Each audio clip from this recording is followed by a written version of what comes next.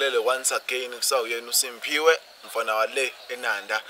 Guys, siphinde futhi sabuya sizozwa another story futhi sikasisi ukuthi after lokhu ukuthi akidnapwe kwenziwe yonke leya process leyenziwa kuyena, and then now lento lena imlide lokuthi esengaphandle sifuna ukwazi udaba kahle ukuthi yini eshintshile kusukela lapho because ubekade iphila impilo yakhe, and then after that wangena lapha ngaphakathi, and then waphinde wakwazi ukuthi aphunyuke. So now sifuna ukwazi ukuthi yini eshintshile after aphume lapha, but ngaphandle kwalokho if kukhona umuntu osekhaya obukelayo njengamanje ofisa ngelanga ukuthi engaba usizo empilweni yakhe usisi, ngicela ukuthi akwazi ukuthi asicontacte ngayo yonke indlela guys, ukwazi ukusithinta, even touch ama comments guys, and then thina we gonna get kuwena. And then guys, yo sisi siphinde futhi sikubingelele la sisi, ngizwile sisi ukuthi like istory sakho uma uthi wena udlulile kule ndawo yokidnapwa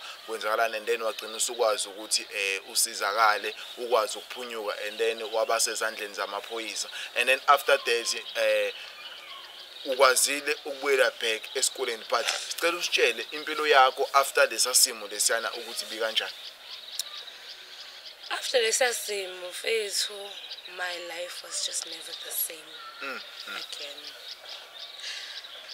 Nakhona yabona mawuphindele esikoleni usana leyo nto leyo ukuthi hayi ngiyasaba yabo, nje unokusaba yabo, nokuthi vele ingane kade zagcina ubona zofika sezikubuza ha waduke mfethu ini nakhona. I had this weird thing attached kwakunikwa ne drip engathi ncane attached la eyisigubhu lento leyo, so I had to carry that around me because yakumele isakumele ikhiphe lawo ma drugs yabo.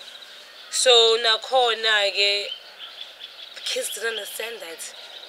And when I got to school, nomba ngibuza usini fethu yinena ini yabo, nakhona lapho mina I don't want to talk about it. Lapho ukuphi grade? Ngifunda grade 6. Okay. Yes, I'm from grade 6.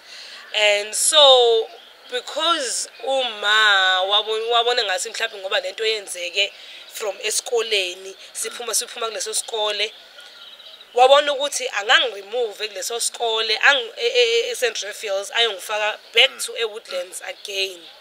Yabo, bese ngiphindela back to eWoodlands nakhona la ufika khona ke manje I'm now being bullied by intombazane ekuthiwa uNomcebo isidudla. And she was big, dude. Like she was big. So, and then yabo nama sidekick akhe nje, she comes with this crew that take my lunch money and they take my lunch. Yabo bangishaye, bebe ngishaya yabo, kwesinye isikhathi bazi bayo uma bekuphunywa esikoleni bayongilinda ngaphandle kwasesikoleni. So nami sengiyabo mengababona ngiyayoyika manje ukuthi ngiphume mina esikoleni ngoba manje ngiyazi bayongishaya. So bese ngagcina sewukuthi ke ngolunye usuku angisaphumile manje esikoleni, sengilala ema toilet asesikoleni yabo, sengihlala esikoleni to the point okay ngizitshela ukuthi okay ngizokala isikhathi, by the time sengithi ngiyaphuma sekushayile izikhathi kunje eminyango nama gates esikole sevaliwe, akusekho security, akusekho lutho. Ngizophuma kanjani mina manje? Sekuphoqa ukuthi kwagcina sewukuthi ukhona umama oyicleaner anti Sibongile owangibona engithola ekseni, kade ngihambe ngifuna ekhaya, kade ngihambe ngifuna sebenje ukuthi phela yabo manje nabo sebala no trauma ukuthi kade kusanda kwenzeka lento. Now she's getting lost again from time to time, akasa isiphinde yaduka yini, kanti I'm being bullied now. I'm suffering the case where I'm being bullied. I'm being called names. I'm being called everything. I'm being teased. I'm not a virgin. I'm being kuningi weighing weights. It weighs weight on you. It's taking a toll. So kwenzeka ukuthi ke kugcine sewukuthi sekuyabonakala ukuthi not to make sure I need to go back to a special school again. So now I'm now being removed from the school again Kugcina sewukuthi-ke manje sengamangani nama-grade 7 uSarah noThandiwe. uSarah noThandiwe bebefunda u-grade 7 ngaleso sikhathi. Baphume manje ngebreak bazoprotecta mina. Kwala amantombazane emefika afika aphuca ilunch yami angiphucela imali yami. Yabo wakhulume kabi ugeli bese kuba khona lo ominehle oyisidudla yabo every time lo esha ama nasty words yena she's like iseconda yakhona yabo. Wagcina sewusemprotector ama-grade 7 sekuthiwa usethu principal angigadwe ngama-grade 7s. Angibona yabo manje-ke manje sesengathi manje uyisikhulu-ke wena noma sefuna ukwazi zathi why wena uyagadwa yabo nje why wena ulandelwa iy'ngane za-grade 7 yabo nje kuningi manjena. And sometimes you want to talk about it, and when you're a kid you just don't want to explain something because it's like you're going through it again. Yabo. So nakhona angikwazi uku-explain iy'ngane ukuthi mina I'm being bullied yabo. It took a lot of guts for me to be able to tell my mom nabantu basekhaya ukuthi now I'm being bullied. I'm suffering bullying nje manje. So now let's take life yakho and goes to high school.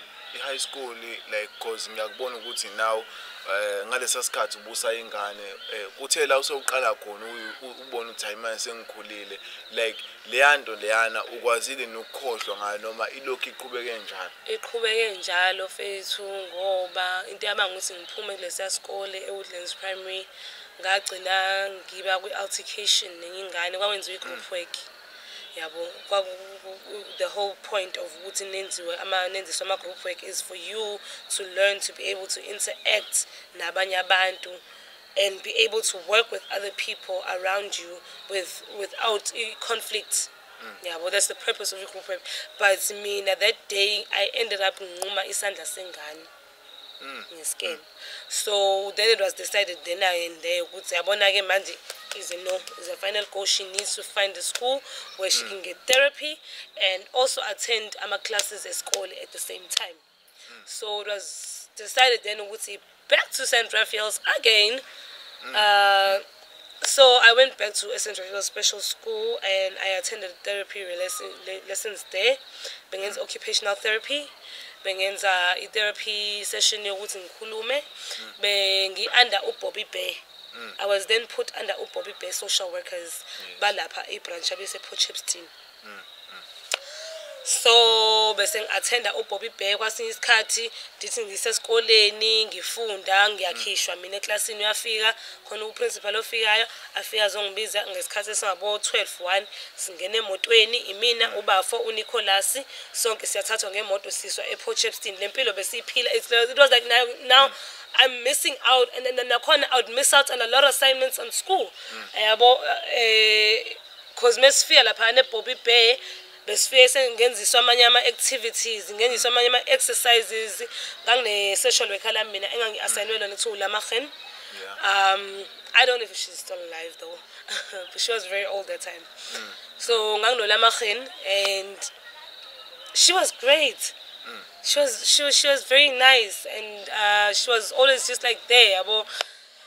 And she was funny and would do games nakhona yabo nje you're missing out bafuna ukubona kahle kahle ukuthi what your brain is still capable to do if your brain is still able to function after so much trauma nanokuthi ke losing memory yakho from all those drugs yabo.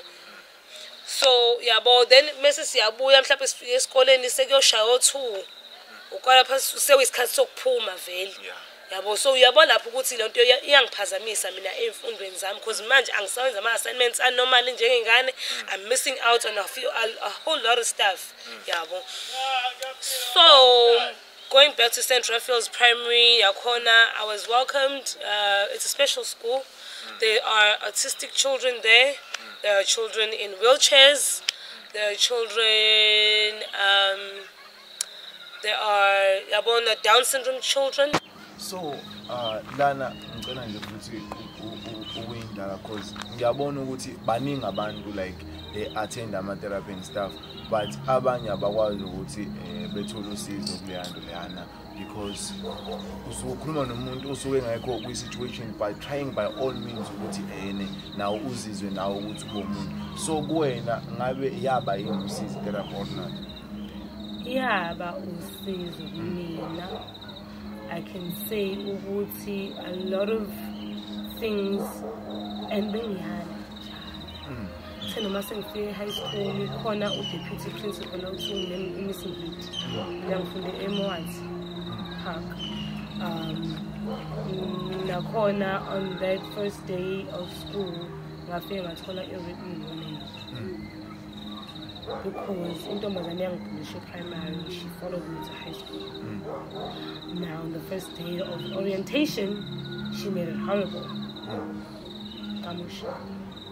So mina ngeke ngikwazi ukukhulumela kumbukele ekhaya so wena uma ukuthi ungakhuluma nabantu basekhaya yini kahle kahle le engaka oyidingayo kangangokuthi uzulethe istory sakho kwimizweleni media yini oyidingayo yini oyifisayo in the future ngalesi story noma because omunye umuntu ulethe istory because ufanele ilandelelwe because akakutholi ukuphumula or wena kunento ofuna ukuyikhipha esifubeni ukuze ukwazi ukuthi ube free na lento iphelela lana noma yinto oqhubeka nayo ukuthi no lento ngifuna ukuyihambela.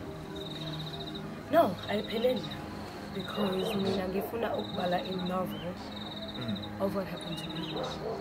And I also want to write ways that I tried myself nakhona ukwenza indlela by all means ukuthi ngisize mina.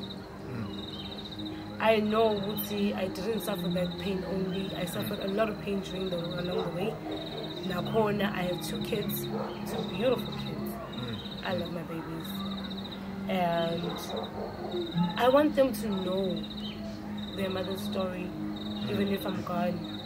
Or if something happens to me, I want them to know ukuthi their mom did try help other people as well. Ukuthi babe ngcono. People not to be the image of their pain. Nakhona being a therapy doesn't mean ukuthi therapy just because lo muntu loyo akadlulanga kunento odlule kuyona akakufiseli kuhle. Umuntu oyi-therapist, they are well trained. Nakhona it's a work of passion. Ukuba a social worker, nokuba a therapist. It's something osuke nawe ungeke uzivikele. It doesn't mean ukuthi just because we are school. Uma uyeskoleni for yona lonto leyo, it's just for you now to get those extra basics to push you to be able to help somebody. But lonto leyo, it's voluntarily because iswa ngaphakathi wena ukuthi mawubona noma uzwa inkinga enjena in society kuba ukuthi ula ngaphakathi ukuthi I want to go out there and I want to help those people. I want to be able to mentally fix those people and to make them be able to see that there is a better tomorrow. So yeah, into kanjalo ngisho. So kulesikhathi sethu esincane yini ongayisho kumuntu oke wadlula esimeni esikanjena or umuntu osazodlula esimeni yikuphi ekumele akulindele or lo sedlulile khona iyiphi into engamenza ukuthi amotivate ukuthi naye akwazi ukudlula istory? Mina ngingakusho guys ukuthi kunzima akulula cause nakhona ugcina usungazenzanga izinto zakho ufuna ukuzenza, but mina nganimotivate ngakho ukuthi don't look down on yourself. If noma uvuka ekseni uyibuka esibukweni usho ukuthi I'm me and I will remain me and I love me and God is good all the time. Mawuthandaza wenza sure ukuthi nje you feed your soul ngayo yonke into oyenzayo nokulalela imusic engenakho groove in ulalele nje ingoma and feel it ikhulume nawe mawuthi khala who doesn't because khala ngisho amadoda manje now phela I feel pain. You understand? Everybody feels pain. We're not shields. That's one of my shields. Those were shields. Because you're not made of steel. So you're meant to feel pain. So when you feel like pain, mele wena so siyabonga kakhulu ngestory sakho ukuthi ukwazi ukuthi uzoshare nomzweni media. So guys, nosekhaya siyacela ukuthi uma ukuthi ukhona istory naso angathuli because akusizi ukufela ngaphakathi because ekugcineni wena ulimalayo. So don't forget guys ukuthi ulike, usubscribe, follow, wenze konke guys. Danko.